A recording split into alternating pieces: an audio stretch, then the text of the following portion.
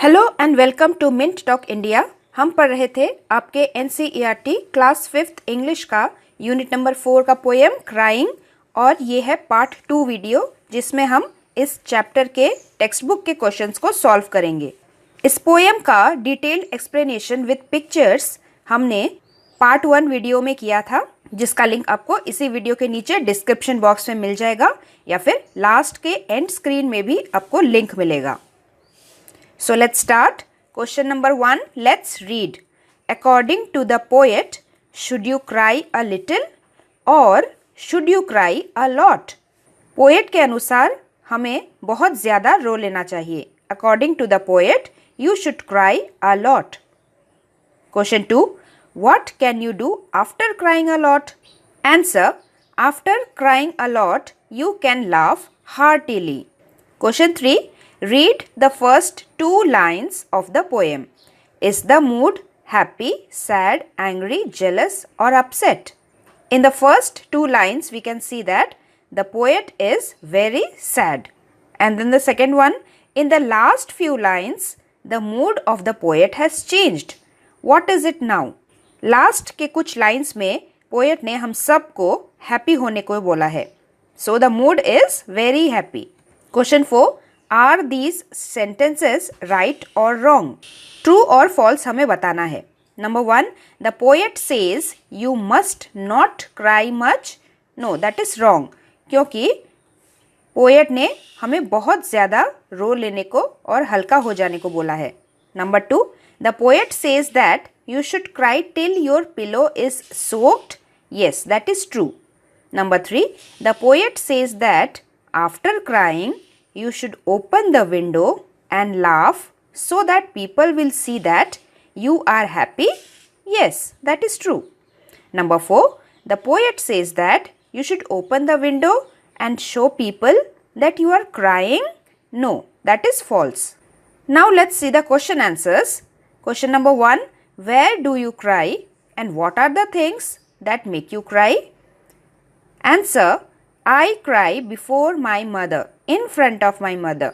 I cry when I fall down and get hurt.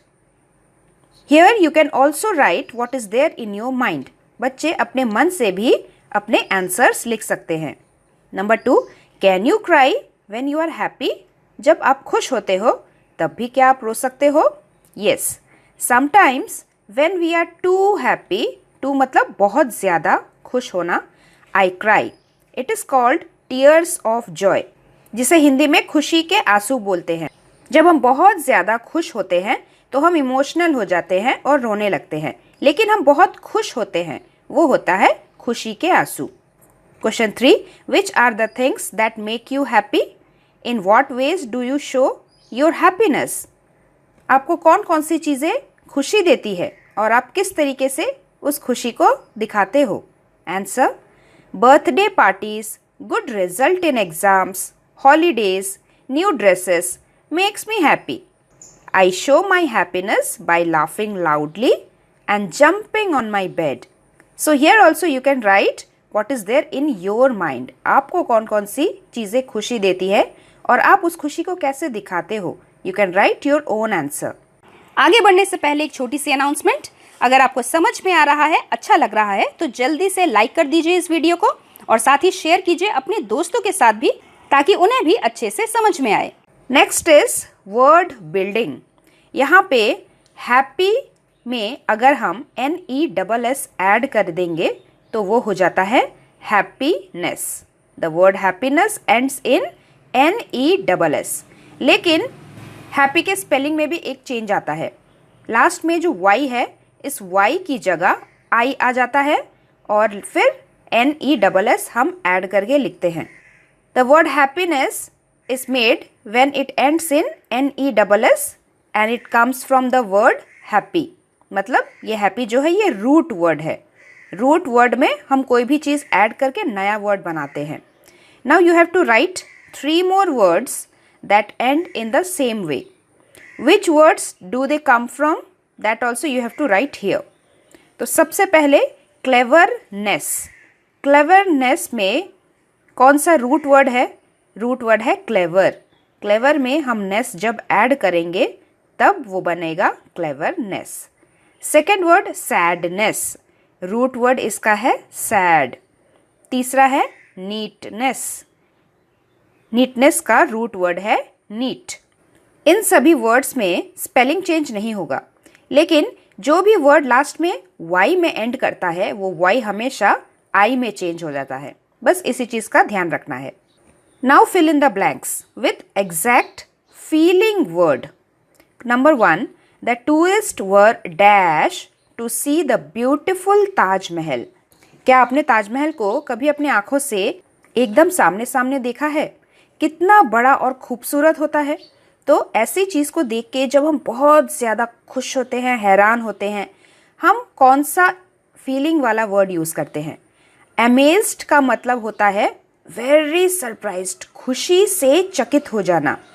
Shocked, shocked का मतलब होता है इन अ नेगेटिव इमोशन, किसी चीज़ को देख के हम दुखी हो जाते हैं या फिर डर जाते हैं, हैरान हो जाते हैं, वो होता है shocked.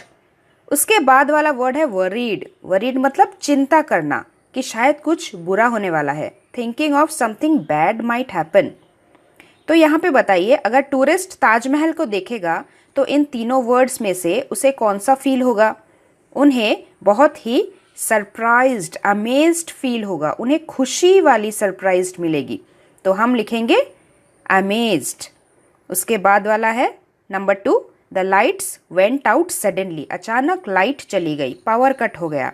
I was alone and dash. अचानक से अगर लाइट चली जाए और हम घर में अकेले हों तो हमें चिंता होगी, शॉक्ड होगा, या फिर हम फ्राइटेंड हो जाएंगे।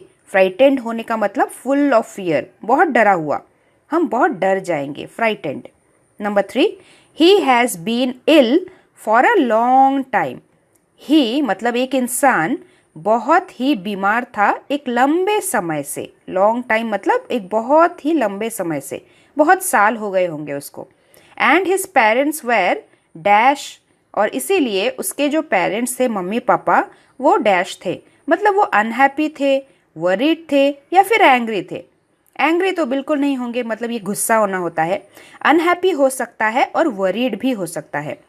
लेकिन जब कोई इंसान बीमार होता है, स्पेशली बच्चे बीमार होते हैं, तो मम्मी पापा इसमें दुख क्या करेंगे? ज़्यादा तो चिंता करेंगे ना कि वो ठीक कैसे होगा, कौन से हॉस्पिटल जाएंगे, कौन से डॉक्टर के पास जाएंगे, वरी करेंगे, चिंता करेंगे। So here the correct answer is worried. Number 4, the shopkeeper was dash when he saw his safe wide open with all his money missing. Safe का मतलब है तिजोरी, एक ऐसा डब्बा जहाँ पे हम लोग अपने पैसे। तो शॉपकीपर ने जब देखा कि उसकी जो तिजोरी है वो पूरी खुली हुई है और अंदर का सारा पैसा गायब है, तो उसे कैसा फील होगा? वो अनहैप्पी होगा, शॉक्ड होगा या फिर एंग्री होगा? सबसे पहले तो वो शॉक्ड हो जाएगा कि अरे ये क्या हो गया, हैरान हो जाएगा इन अ नेगेटिव सेंस, दुखी हो जाएगा, डर जाएगा। इसीलिए हम लिखेंगे shocked. The shopkeeper was shocked when he saw his money all missing. Then the last question of your textbook is, in this poem, creative writing. Narrate an incident, मतलब एक ऐसी घटना के बारे में लिखिए, when you have experienced happiness, excitement, surprise. जिस घटना में आपको खुशी का, उत्साह होने का और हैरानी होने का एक्सपीरियंस हुआ हो। You can use the following clues. With whom, किसके साथ आपको इतने सारे एक्सपीरियंसेस हुए, कब हुआ, when did it happen, why क्यों हुआ, और वेयर कहाँ हुआ। तो मैंने अपने बचपन की एक कहानी लिखी है मेरे बर्थडे पार्टी के बारे में। I was going to celebrate my 10th birthday. I was very excited, मैं बहुत ही उमंग से भर गई थी अपने 10th बर्थडे को मनाने के लिए।